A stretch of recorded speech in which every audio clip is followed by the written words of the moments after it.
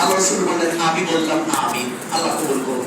হাজিরিন, তিনটা কথা, আমি আপনি এত কিছু পেলাম, বাবা মাকে পেয়েছি, রমাদান মাস পেয়েছি, কতটা রমাদান হয়ে গেল, আমার জীবন যদি 40 বছর হয় হয়তো 40টা রমাদান আমি পেয়েছি, কিন্তু আমি আমার নিজের গুনাহকে ক্ষমা করাইতে পেরেছি কিনা, এটাই হচ্ছে সবচেয়ে বড় প্রশ্ন। কি অর্জন করলাম? সবচেয়ে বড় অর্জন হচ্ছে এই মাসে নিজের গুনাহটা ক্ষমা করাই নেওয়া, নিজেকে নিষ্পাপ করে নেওয়া, কিন্তু আসলে আমি কতটা পেরেছি, এটা বড় প্রশ্ন।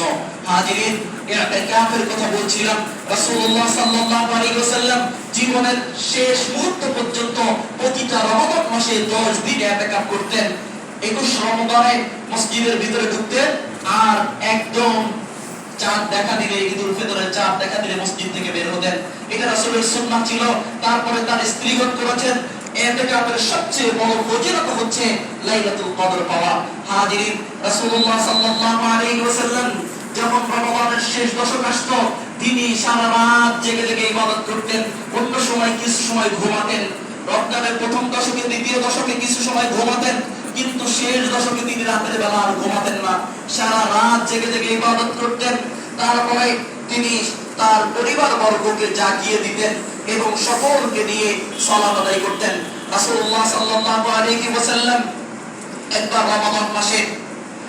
রমজান মাসের 23তম রজনীতে তিনি 3 দিন কিয়ামুল লাইল আদায় করলেন। প্রথম দিন মসজিদে গেলেন, এশার পর থেকে রাতের 1/3 পর্যন্ত, ধরেন 10টা 11টা পর্যন্ত তিনি দাঁড়িয়ে দাঁড়িয়ে সালাত আদায় করলেন।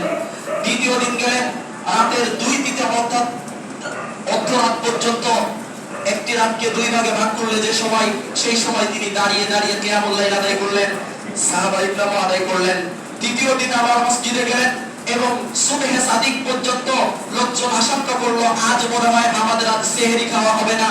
এই পর্যন্ত তিনি একদম সেহরির অল্প কিছু সময় রেখে সবটা সময় দাঁড়িয়ে দাঁড়িয়ে কিয়ামুল লাইল সালাত আদায় করেছেন। হাজিরিন, আমরা আজ বড় উদাসীন, নিজেদের ক্ষমা করাতে চাই না। আমরা আজ বড় হতভাগ্য। আল্লাহ তাআলা আমাদেরকে নিয়ামত দিয়েছেন, আমরা এই নিয়ামতের গুরুত্ব বুঝি না। রমাদান দিয়েছেন, গত রমাদান আসলো আর গেল, আমি রমাদানে রোজা রাখলাম না, আমি কিয়ামুল লাইল আদায় করলাম না, আমি তারাবির সালাত আদায় করলাম না, আমি ইতিকাফে থাকলাম না। হাজিরিন, রাসূলুল্লাহ সাল্লাল্লাহু আলাইহি ওয়াসাল্লাম তিনি রাষ্ট্রপ্রধান ছিলেন, তার চেয়ে বেশি ব্যস্ত দুনিয়াতে কেউ ছিল না, অথচ তিনি তার সমস্ত কাজকে স্টপ করে দিয়ে তিনি রমজানের শেষ দশকে ইতিকাফ করতেন। আমি আপনি কি এত ব্যস্ত হয়ে গিয়েছি যে আমার জীবনে আমি কোনোদিন ইতিকাফ করতে পারলাম না? রাসূলুল্লাহ সাল্লাল্লাহু আলাইহি ওয়াসাল্লাম এইজন্য বেশি বেশি ইতিকাফ করতেন। আমাদেরকেও ইতিকাফ করতে হবে। অথচ এই রাসূলের পূর্ববর্তী এবং পরবর্তী সমস্ত গুনাহ ক্ষমা করে দেওয়া হয়েছে। যার সমস্ত গুনাহ ক্ষমা করে দেওয়া হয়েছে, তিনি যদি গুনাহ মাফের জন্য, তিনি যদি একটু বরকতের জন্য, তিনি যদি এত বেশি ইবাদত করেন, আপনার আমার কত বেশি ইবাদত করা উচিত, আপনার আমার কত বেশি ইস্তিগফার করা উচিত, আপনার আমার কত বেশি তাওবা করা উচিত। হাজিরিন, আল্লাহ তাআলা আপনাকে আমাকে ডেকে বলেছেন, ওয়াসাবিউ ইলা মাগফিরাতিন মির রাব্বিকুম ওয়া জান্নাতিন আরদুহাস সামাওয়াতু ওয়াল আরদ।